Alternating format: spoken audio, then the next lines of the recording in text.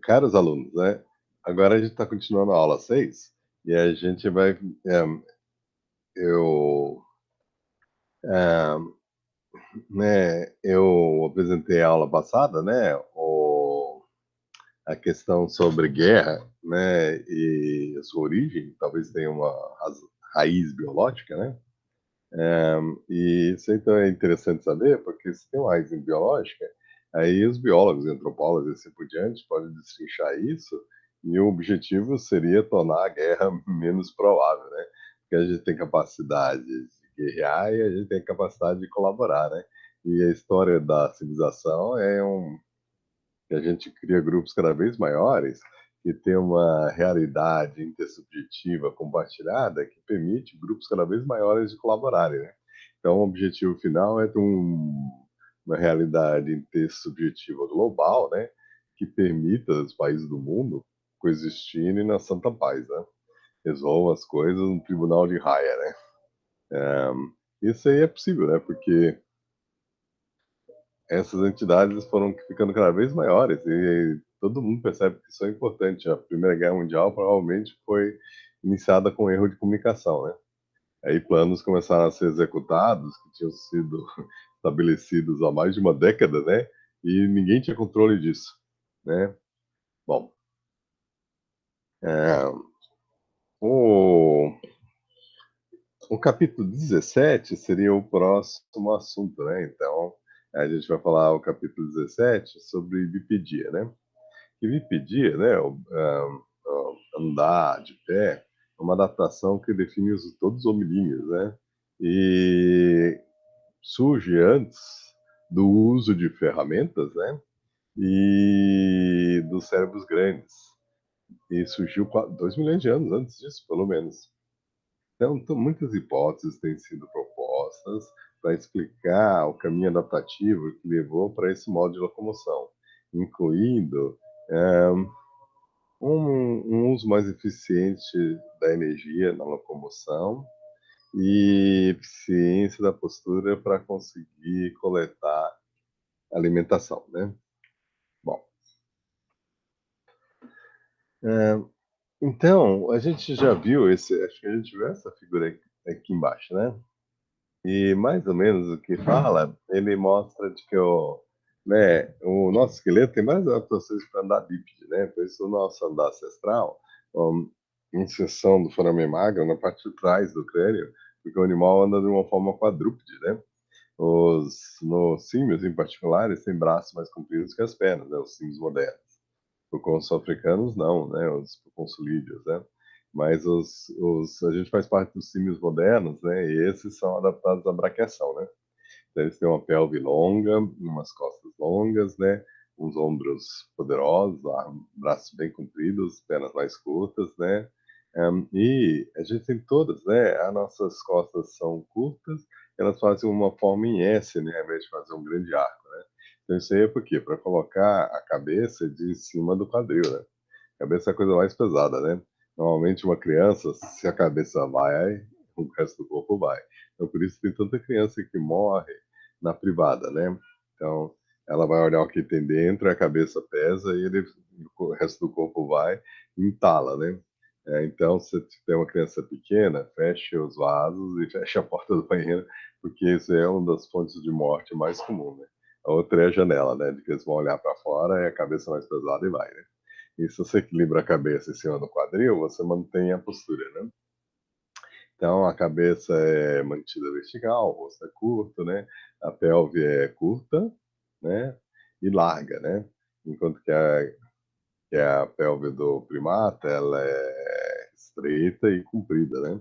Então, ela serve de uma alavanca, né? Para levantar esse torso bem pesado. Só que ele não aguenta ficar segurando isso muito tempo, aí volta a cair de novo. Enquanto que a gente não, a gente tem as adaptações para segurar o nosso corpo equilibrado no glúteo. Então, isso aí permite uma postura energeticamente muito melhor. E o nosso pé é uma plataforma, né? Inclusive, ao invés de a gente ter um pé que é uma mão, que é usado para ajudar a subir e segurar as coisas, a gente tem um dedão voltado para frente que forma uma plataforma, onde a gente apoia o peso do corpo, né? Quando a gente olha a perna do gorila e a perna do homem, perna do gorila tem uma musculatura muito mais avantajada, principalmente o glúteos, né? Ele é usado para fazer essa alavanca e levantar. Mas o nosso glúteos é gigante e curto. E quando ele trava, ele mantém, com o mínimo de esforço, o peso do corpo sobre o quadril, né? Então, eles não, eles têm que segurar na marra, então eles não aguentam segurar essa posição durante muito tempo, né? Então, é, o, né, só olhar a perna é duas vezes mais grossa, né, da gorila, né? E duas vezes mais larga, né? Então, provavelmente ela é quatro vezes mais forte, né? Por causa da grossura da musculatura, né? Mas ela segura na marra aquele torso gigante, né? Então, isso aí não é muito eficiente, né? A perna do ser humano é bem comprida, então eles conseguem fazer passadas largas e, simultaneamente, ela é construída de tal jeito em que todo o peso do corpo é equilibrado num pé só. Aí, enquanto que a gente equilibra o nosso peso do corpo, a gente joga o outro pé para frente, que é mais ou menos isso, né? Como que é a passada, né? A passada era uma coisa bem específica, né? Porque a gente, né, a passada ela tem duas fases, né? Ela tem a fase que ela apoia o peso do corpo, né? Então, stance phase, né? Ela apoia o peso do corpo. Então, tem o heel strike, né, que é a batida do calcanhar no chão. Depois você coloca o pé no chão e você roda todo o peso para a ponta do dedão. Então, se você perde o dedão, você fica com dificuldade de andar. Então, você tem que botar uma prótese, né? Porque a gente joga todo o peso na ponta do dedão. E então, o dedão é importante, não pode ficar do lado assim que nem um gorila. Ele tem que estar para frente, ele tem que ser super comprido. E aí a gente tem o toe off. O toe off, né, o push off, é quando o dedão empurra para o chão e aí começa a fase de pêndulo. Então você tem a fase de apoio e a fase pendular, né? Isso aí é alternada, né? Enquanto que uma perna está na fase de apoio, a outra está na fase de pêndulo. Na fase de pêndulo, o pé é levantado do chão, né? E ele é jogado para frente. Isso aí armazena energia cinética, né?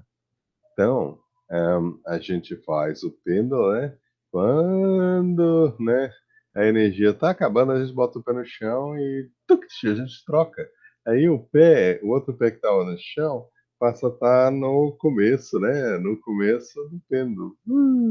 Isso aí é bem eficiente para economizar energia, né?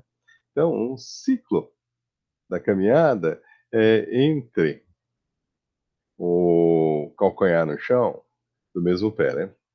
Esse aí é o período em que você apoia e depois você balança. Então, esse aí é o ciclo, né? E no meio dele tem o push-off, né? Quando você empurra com o dedão no pé e ele aí muda da fase de apoio para a fase de pêndulo, na fase pendular, né? E lembre-se que o outro lado, quando tem a fase de apoio de um lado, a fase pendular do outro, e quando você tem a fase pendular, o outro pé, nesse caso esquerdo, estaria no, na fase de apoio, né? Bom, aqui, isso aí é os famosos, né? Muybridge, né? Edward Muybridge era um fotógrafo, né? Que viveu entre 1930 para 1904, ou seja, 74 anos, ele viveu bastante para época. E ele foi o primeiro a fotografar o movimento. Então ele usava um estroboscópio e ele tirava foto. E a primeira coisa que ele fez foi de cavalos, porque ele estava interessado em o que acontecia exatamente quando o cavalo corria, que é uma coisa tão rápida que é difícil de ver, né? Então, ele usou um estroboscópio e pôs um cavalo para correr numa área, e aí ele tirou foto de vários momentos. E aí ele falou, nossa, vamos fazer isso com tudo, né?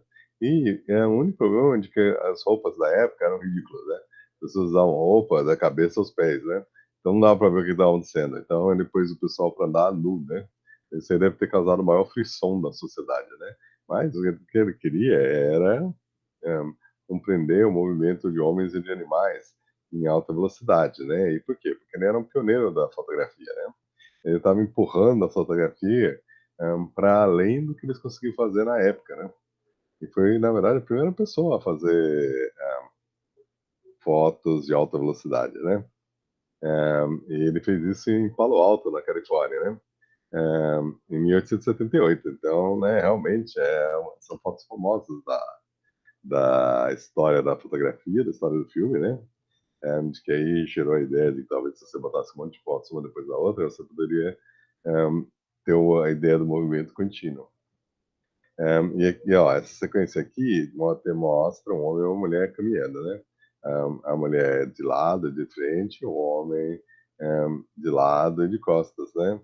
Um, Provavelmente ele também tinha fotos de frente também, né? Mas o que é interessante é que, veja, tanto o homem quanto a mulher, a gente tem um caminhar em que, quando esse pé está apanhando o corpo, você joga o peso para esse quadril.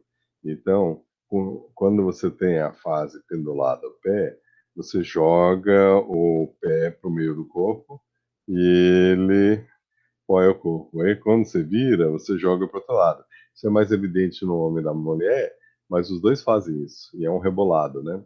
Esse rebolado é porque você jogou o seu peso pro lado esquerdo, por exemplo, e aí o centro de gravidade está exatamente em cima do seu pé.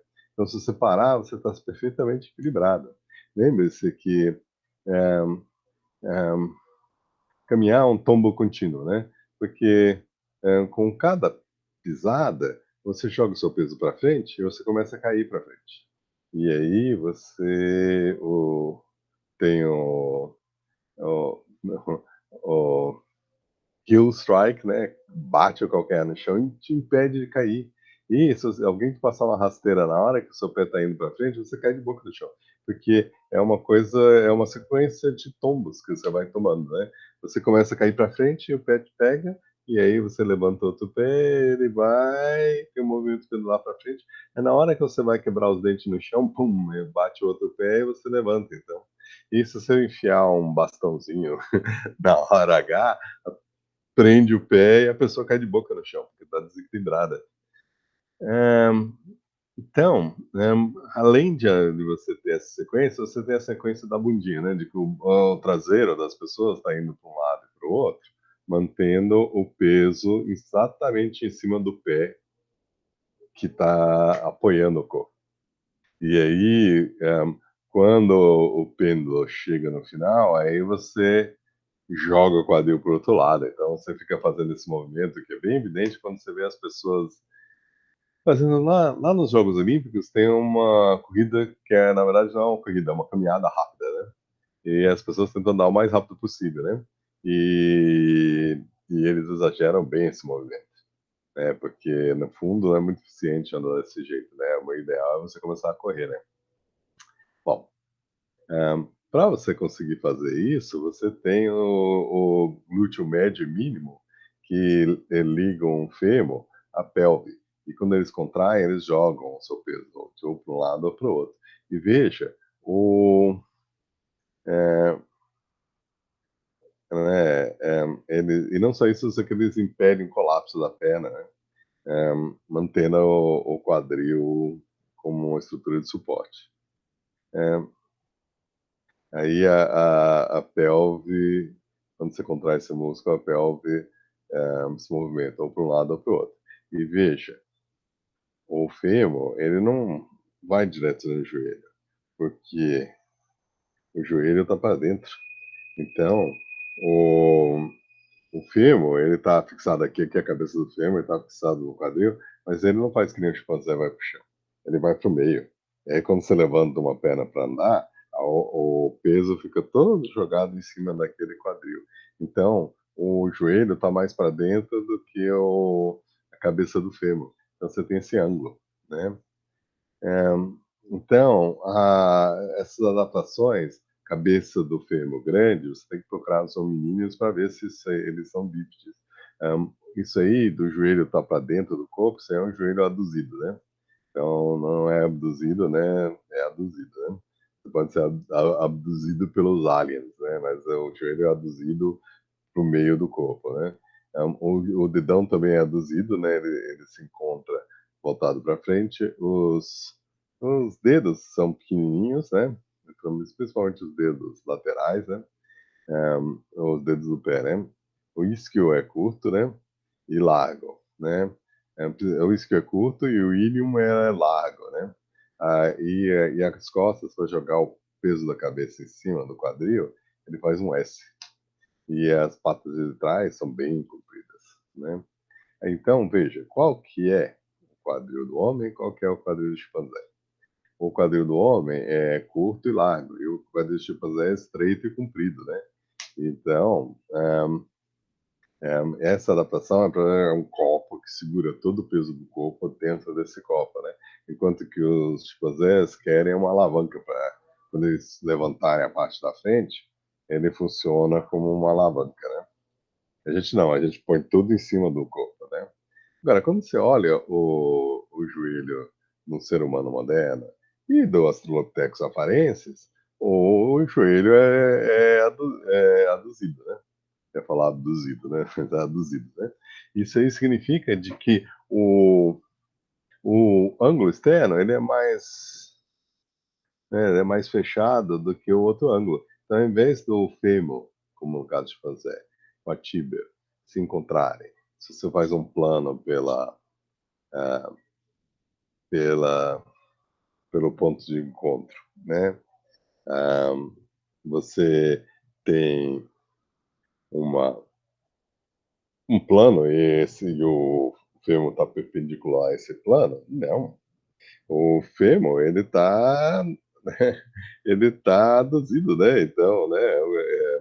Ele faz um ângulo do vagus que é mais curto de um lado e mais largo do outro, né? Então, hum,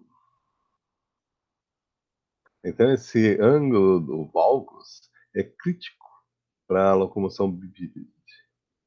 Pois, com um fêmur no ângulo do ser humano, o pé pode ser colocado embaixo do centro de gravidade enquanto que a gente anda.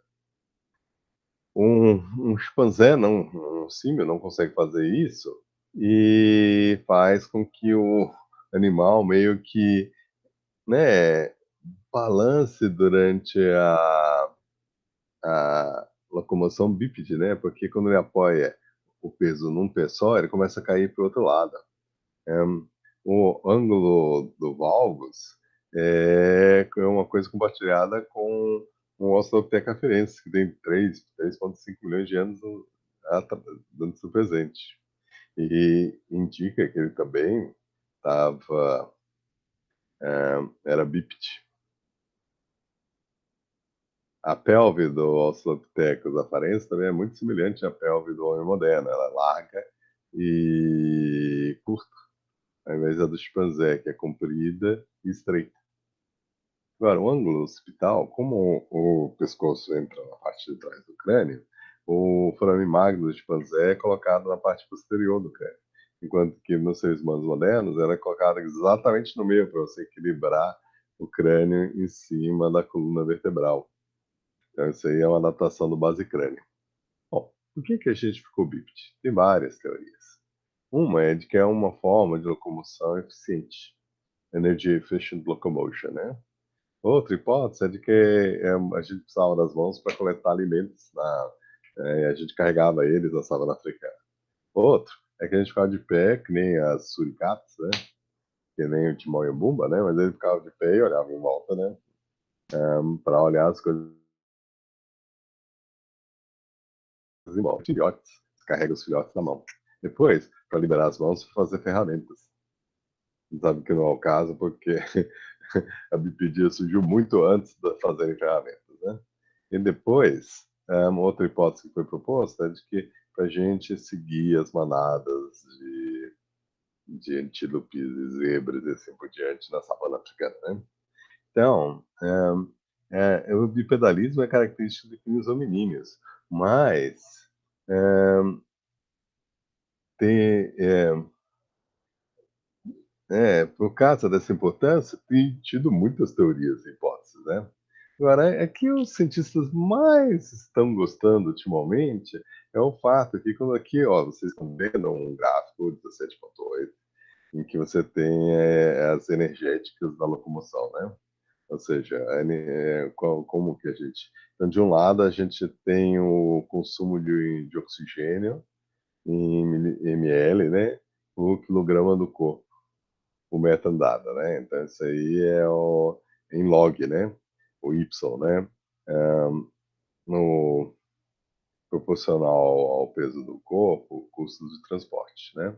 Medido em oxigênio, né? Consumido. E que aí o que eles fizeram? Eles botaram uma máscara no homem, botaram uma máscara chimpanzé e mediram a quantidade de oxigênio que foi consumido, né? E botaram o chimpanzé para correr e o chimpanzé para andar, né? Quadrúpede, né? E o homem para correr e o homem para andar. E o que a gente percebe? Que um homem é muito mais eficiente andando do que correndo, em termos de consumo de oxigênio, né? E o chimpanzé, não. O chimpanzé ele é muito mais eficiente correndo do que andando. Quando ele anda, ele gasta mais energia em proporção à distância que ele cobre, né? Então ele não é muito eficiente andando, né? Ele andar foi definido como andando a 1,25 metros por segundo. Como que eles consideraram isso? Botando 1,25 metros por segundo na, na esteira, né? E correr, eles botaram 3,83 metros por segundo na esteira e viam quão eficiente era isso, né? E o chimpanzé, na verdade, é mais eficiente fazendo esse movimento assim do que só andando devagarzinho, né? E o, o ser humano andando é muito mais eficiente do que o ser humano correndo. Então isso é interessante. É claro que o chimpanzé é um animal diferente, então mais diferente do que o homem. Então você tem que criar uma curva em que você bota a variação do chimpanzé, né?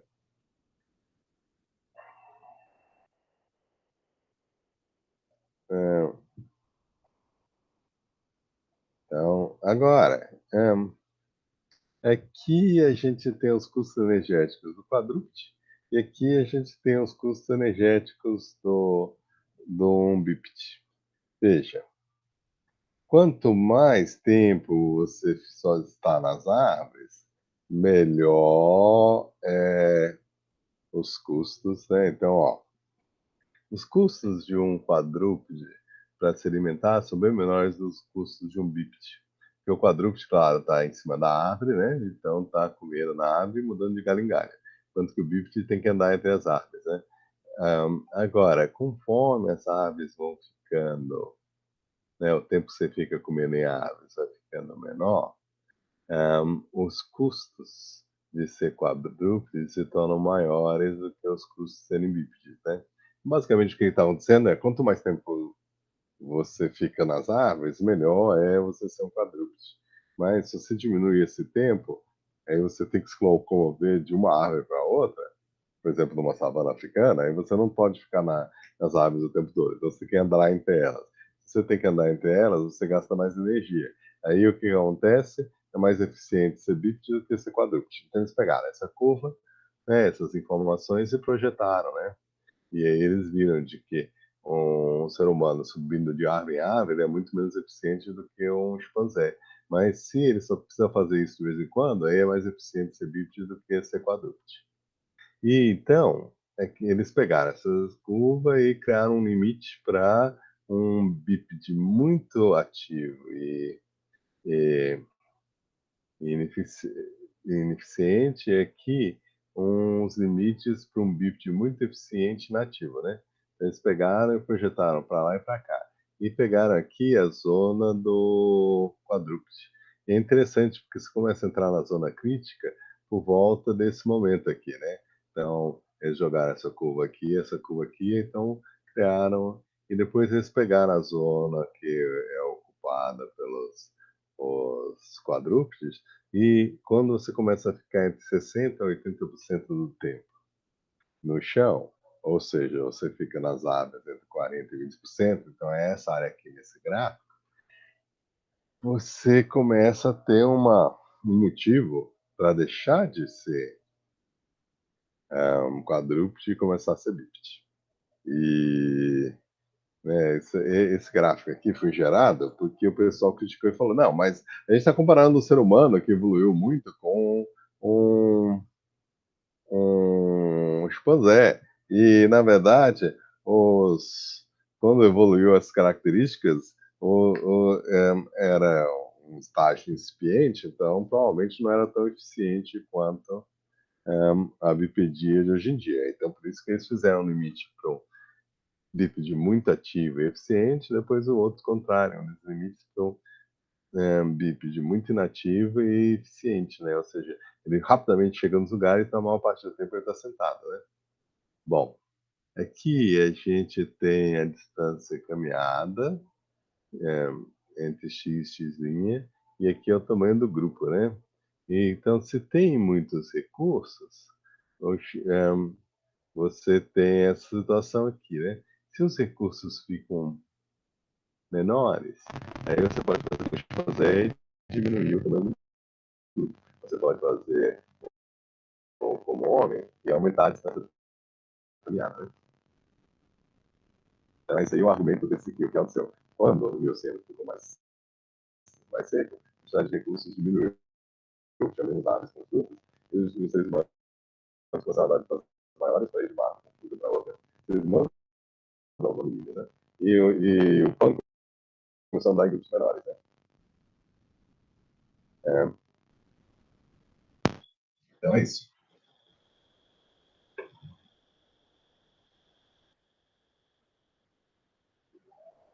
Então, ó, veja, se no Mioceno você tinha manchas de planetas grandes,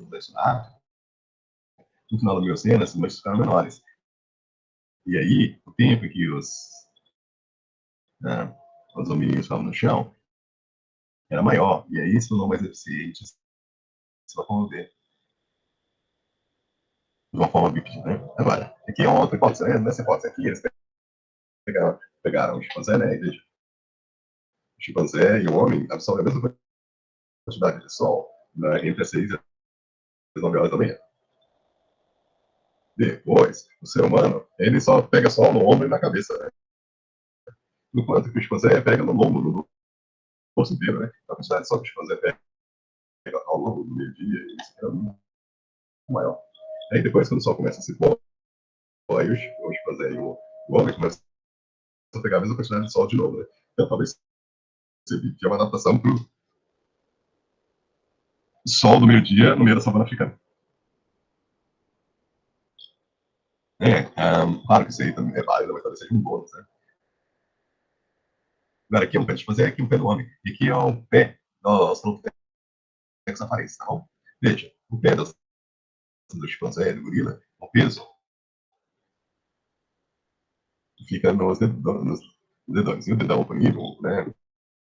O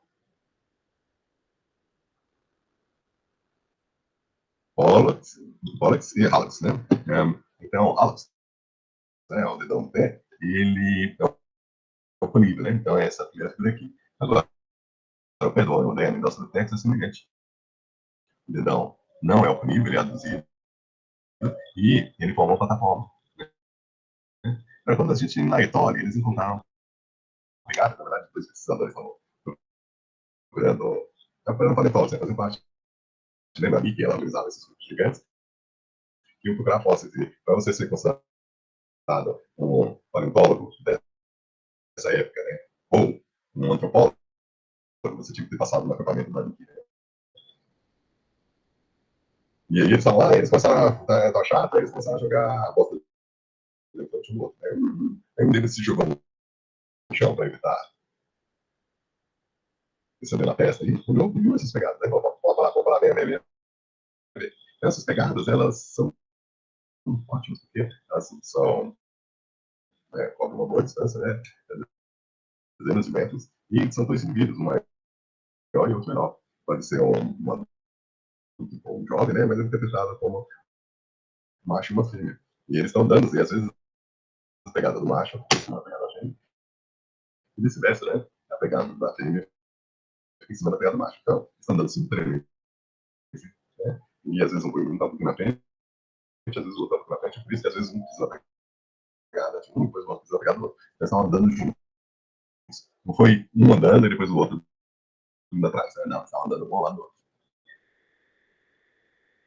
E é interessante, porque eles são muito peso, é muito semelhante ao movimento do peso do ser humano, ou seja, o peso vem pelo lado, mas aí depois ele vai para o dedão, que é onde quando ocorre o tom, né?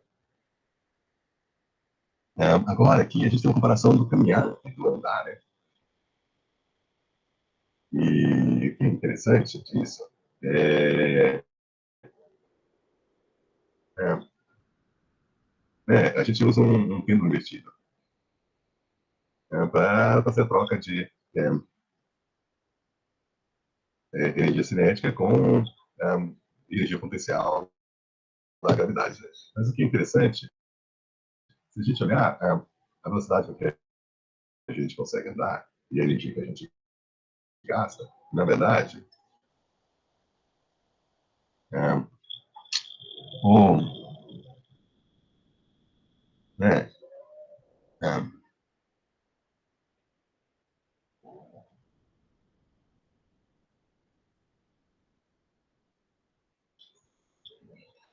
aqui, ó, aqui é as fases de caminhada e velocidade que o ser humano consegue.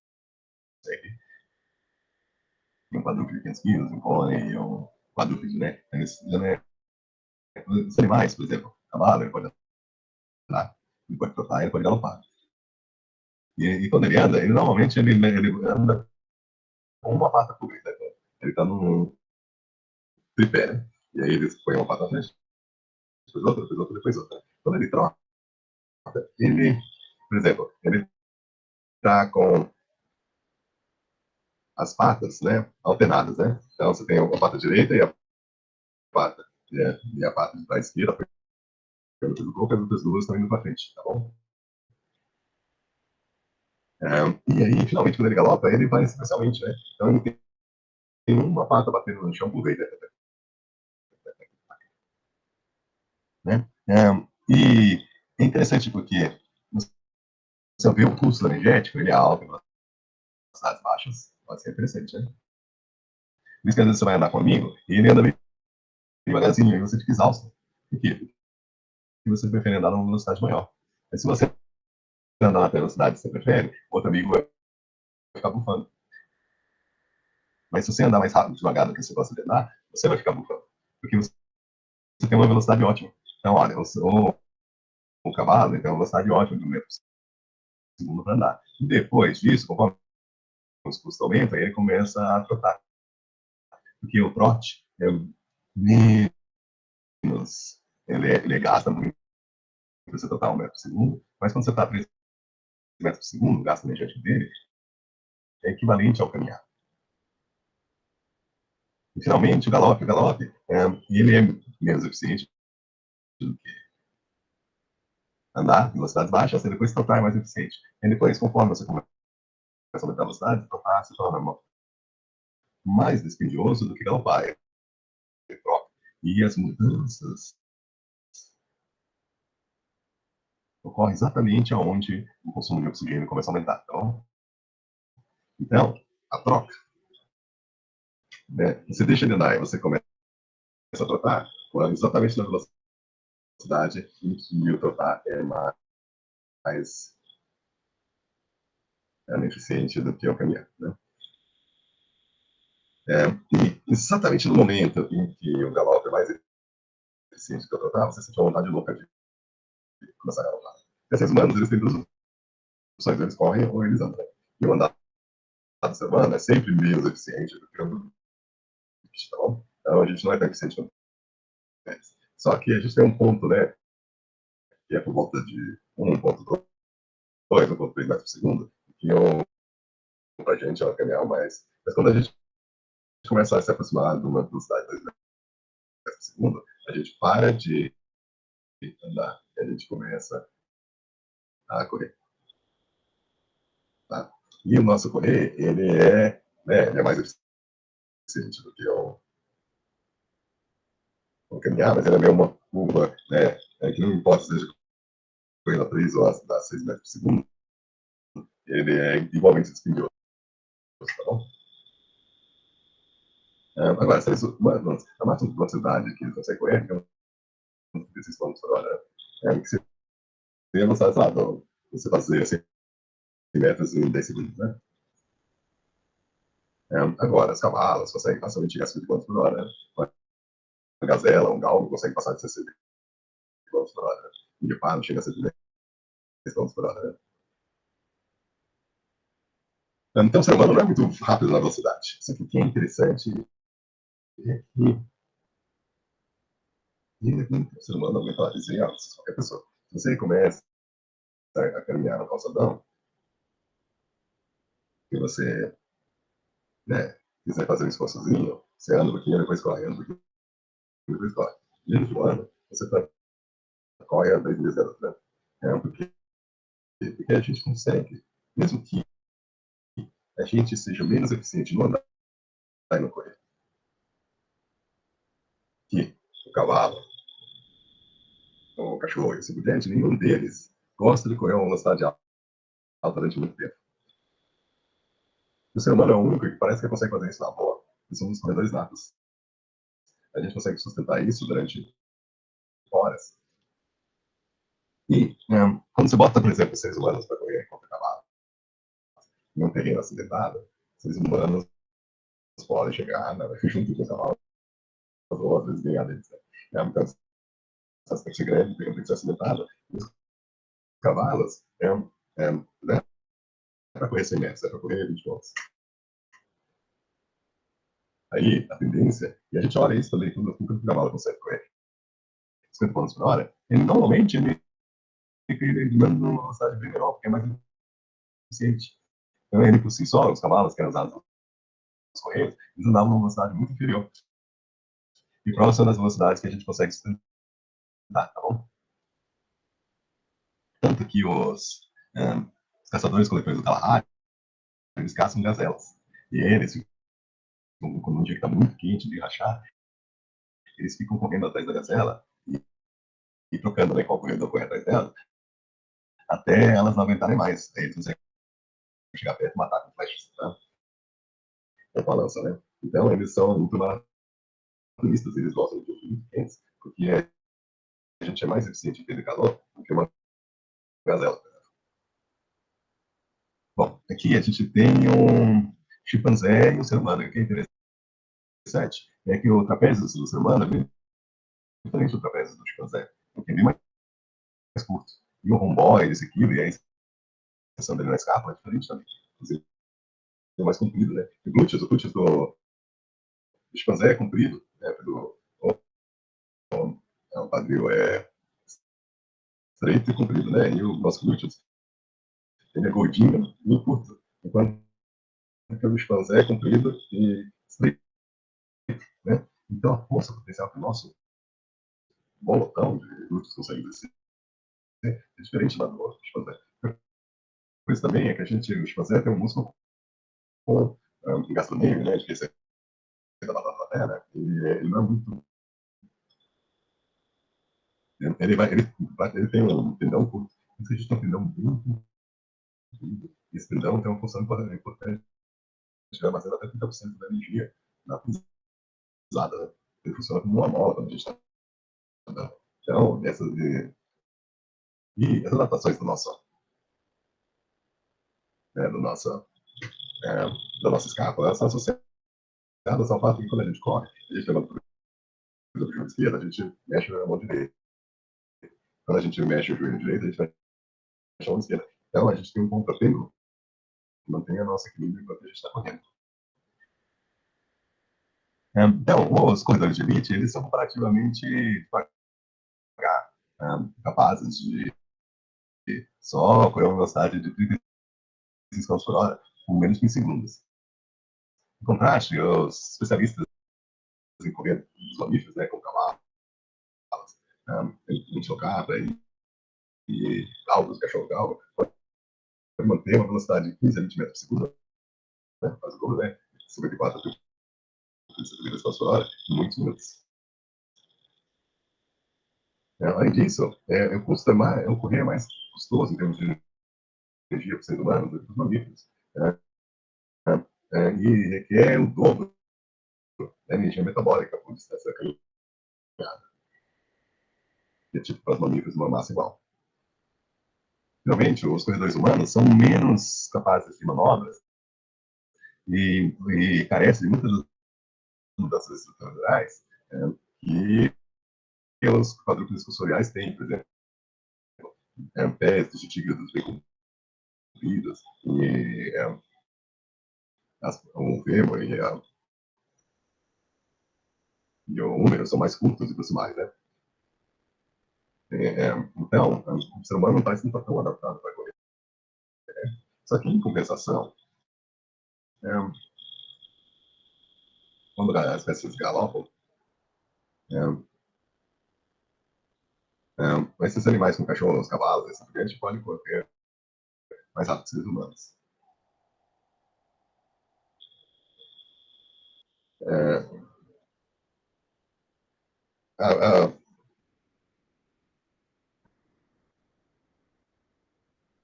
a, a velocidade que um animal galopa é 7,7 metros por segundo, né? E cavalos de elite podem galopar 10 quilômetros numa velocidade de 8,9 metros por segundo, né? É, porém, as velocidades que um homem consegue correr, um homem consegue correr em velocidades que os quadrúpedes gostam de correr quando eles têm que cumprir distância longa. E vários pesquisadores mostrou que depois de 10 a 15 minutos, a velocidade de cavalos cai muito. E a velocidade média de correio, a base de cavalos, é 5,8 metros por segundo. E isso aí é uma coisa que, por exemplo, os mongóis, é essa velocidade. O Pony Express, que era o correio americano, é essa velocidade. Então, durante milênios, né, durante os humanos, né, pelos pés, essa era a velocidade máxima que o correio conseguia mandar a sua mensagem. Né? Então, seres humanos conseguem, se eles estão de uma forma, correr na melhor velocidade preferida de é, um quadrúpede de 65 quilos, como uma gazela, e pode, ocasionalmente, correr, né, chegar antes do que cavalos, só em distâncias extremamente compridas, e impedem os cavalos a usar a sua velocidade ótima de galope. Esse aí que é o que esses gráficos estão demonstrando, né? Então, o ser humano, ele não é um corredor muito eficiente, mas ele é um corredor de distância. A velocidade que ele corre não é muito grande, mas ele consegue aguentar isso durante um longo período de tempo. Então, o ouvido médio do homem é diferente do chimpanzé. O chimpanzé parece que eles são os três, né? São aqueles canais semicirculares do ouvido, que tem toda essa equilíbrio. Esses três são do mesmo tamanho, porque eles se mexem em três dimensões, né? Do ser humano, não. Os que estão associados a esse movimento da frente, eles são maiores, né? Porque eles são importantes na corrida. Depois a musculatura das costas impede a cabeça de cair para frente. Movimenta contralateralmente o braço em relação à perna. Por isso que a nossa escápula de osso trabalha diferente do chimpanzé. O glúteo máximo é usado fortemente na corrida, mas para andar ele não precisa ser tão grande. Então, é, é, essa bolota grande que a gente tem na bunda, ela principalmente para a gente poder durante o andar, ela não é tão importante. E o tendão de Aquiles é fundamental para correr, ele armazena elasticamente 50% da energia necessária para correr. Tinha falado 25%, não. 50%. Né? Então, o nosso corpo está adaptado. E aí tem uma pergunta, por que a gente tem todas essas adaptações para correr? Então, tem uns altos, né, na África, eles são caçadores-coletores, né, e eles moram na savana africana, né? E a família toda fica cortando raízes, isso aqui, jogando em volta, né? Então, eles têm os urubus descendo, né? Os urubus de amanhã, eles voam nas pedras, né? Que eles estão se alimentando, né? E pegam. Parece até que eles estão saindo, sabe, de manhã no metrô. Todos eles saem, começam a pegar os ventos, você pega os de vento, aí vão, aí só podem de uma termal para outra, depois eles vão para a próxima termal. E todos eles juntos, então, eles estão aí nesses pares, na savana fica olhando com os olhos de gavião, né? Os olhos do urubu, que é tão difícil de pegar um para o outro, né? Aí se um deles desce, todos em volta vão investigar para ver o que ele achou. Então, assim, morre um bicho, em segundos tem um monte de mundo em volta. Eles viram um ao outro descendo, aí um começa a fazer espiral para descer, os outros começam a voar na direção para ver o que é. E se você é esperto, você fica olhando em volta, se você vê como as hienas, ou os leões, e os seres humanos, eles veem os zumbis descendo, eles começam, os salsa começam a correr. Eles vão correndo, eles vão correndo, eles vão correndo, eles não correm rápido. Eles correm em maratona. Porque eles conseguem manter essa velocidade tranquilamente. E eles conseguem chegar antes do que o leão da hiena. Não, mas eles chegam a tempo de ter alguma coisa na carcaça. Inclusive, eles enfrentam leões. Porque o bando inteiro pega pedras e eles começam a jogar as pedras. E os leões frequentemente abandonam a carcaça. Leões e hienas abandonam a carcaça, tanta pedrada, pedrada dói. E aí eles rapidamente tiram os facões, os machados, cortam a carcaça em pedaços, amarram, né, nas folhas, eles carregam e amarram nas costas, correm para algum lugar onde eles podem comer, por exemplo, na beira do rio, né, onde tem árvores, assim, os leões por trás, eles podem subir nas árvores, né. Então, os alces são um bom exemplo do que talvez acontecia na nossa evolução. Veja, o Australopithecus, ele é bom de andar, mas ele é péssimo. E essa figura aqui, né, é Australopithecus, chimpanzé e o ser humano moderno. O ser humano moderno, Homo erectus, tem adaptações para correr. O, o Australopithecus tem adaptações para andar. O chimpanzé tem adaptações para andar com a vida. Então, é quase certo que a Lucy e os outros Australopithecus, eles andavam bem, eram péssimos corredores. Enquanto que essa estratégia de correr até a carcaça começou com o Erectus. Eles adquiriram uma forma do corpo do homem moderno, que é uma a gente adaptado. Então, a Lucy e os Australopithecus se adaptaram da o ser humano moderno se adaptou à corrida. Então, a partir de Homo erectus, a gente começa a correr em direção ao Jerusalém. E antes disso, eles andam eficientemente, talvez de uma árvore para outra, mas eles são totalmente vegetarianos. Lembre-se que é, talvez a Lúcia ela morava numa floresta semi-descida, né? Então a gente tem que ver como que a gente interpreta isso, tá bom? Porque talvez ela tivesse ficado no chão bastante tempo, mas enquanto que tinha árvores, aí ela tem a forma de um pigmeu, o clima é mais seco, então as árvores eram mais sazonais. E aí árvores frutíferas só tinha em volta ocasionalmente, um, nos, nas matas ciliares, em volta de lagos e assim por diante. Né? Então a gente tem que pensar um pouco sobre isso, né? Bom, pergunta Chaves. Se primatas raramente são bípedes, o que é essa raridade, né, do bipedalismo primata? Além de ser uma característica de psicologia. Implica que as condições que levaram a isso também são raras, né? E a maioria dos primatas mora na floresta, poucos moram na savana, né? Eles que moram na savana, uma das adaptações foram na bípede, né? Então, pode ser uma solução que raramente aparece nos primatas, porque os primatas raramente precisam andar eficientemente do local. Os sons que foram morar na savana africana, pelo menos o babuíno não evoluiu isso, né? Mas o ser humano evoluiu, né?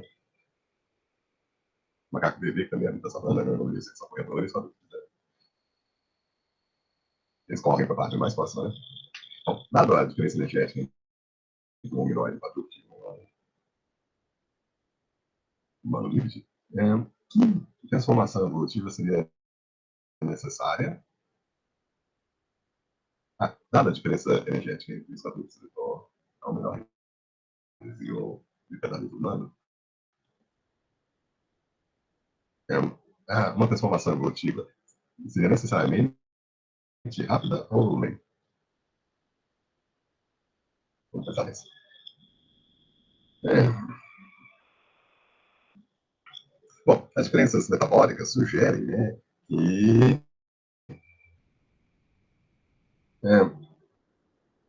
não necessariamente ela precisa ser rápida, né? Porque você tem essas fartas zonas de sobreposição, né? E essa farta zona de sobreposição implica em que a lipidia pode coexistir com o movimento quadrúpede uma zona crítica larga. Então, se você passa por essa zona crítica rápida, aí a evolução tem que ser rápida. Mas se você fica um longo período que você precisa ficar no chão de 60%, talvez isso aí pode ser longo. Então, não sei se é essa a pergunta que vocês querem, mas faz sentido. Então, se vocês podem estar na aula, tá limpo. Quais hipóteses sugeriam se o bipedalismo surgiu num ambiente de floresta? Oh, lembra essa hipótese do Sol? Essa hipótese do Sol sofre. Hipótese sofre, né? Vamos ver.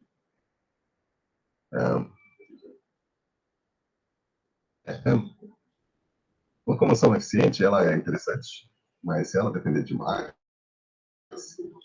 do fato que a gente foi para o africano, é por isso que a gente tinha que andar bastante, aí ela pode ser afetada. Mas se a gente conseguir adaptar ela para um ambiente de floresta, aí, aí ela não vai sofrer tanto, então depende das circunstâncias paleoecológicas, né? Coletar alimento, vamos tentar criar um cenário, né? Ele o predador sofre. Seguir as manadas sofre. Ó, liberar as mãos para usar a ferramenta também sofre, porque o pedalismo surge 2 milhões de anos antes da música ferramenta. Pedaços finais são leis, né? Acho que continua igual. É um jeito de coletar comida, né? Se quer mais legal para carregar frutas, como pode ser, sei lá. Não sofre tanto, né? Bom, o que mais? Um hominídeo que era completamente um humanoide, que fosse completamente um sim. Além de ser bípede, poderia ser classificado como um sim, claro. Dependendo da filogenia, né? Se ele está no ramo que leva ao ser humano, então ele mesmo que seja completamente. Parece sim, mas ele é bípede. Poderia ser classificado como menino, contanto que ele foi geneticamente tivesse na linhagem humana. Ou seja, ele é mais aparentado ser humano do que com o chimpanzé ou qualquer um dos outros. Então, por exemplo, você lembra daqui que a gente olhou? Você tinha Oreopithecus. Oreopithecus aparentemente tinha umas adaptações bípedes. Ele é um não, porque ele parece que está lá no meio dos primatas que foram para a Europa e ele é mais distante da gente do que o chimpanzé brigando o orangotango. Então, né, se ele está lá intermediário entre o gibão e a gente, então ele não é um homem nem a pau. Essa pergunta tem que ser respondida pelo genética. É isso. Então, a próxima aula vai ser sobre o capítulo 18, que é essa da mandíbula das dentes. Então, deixa eu parar a gravação. Então, até mais aí.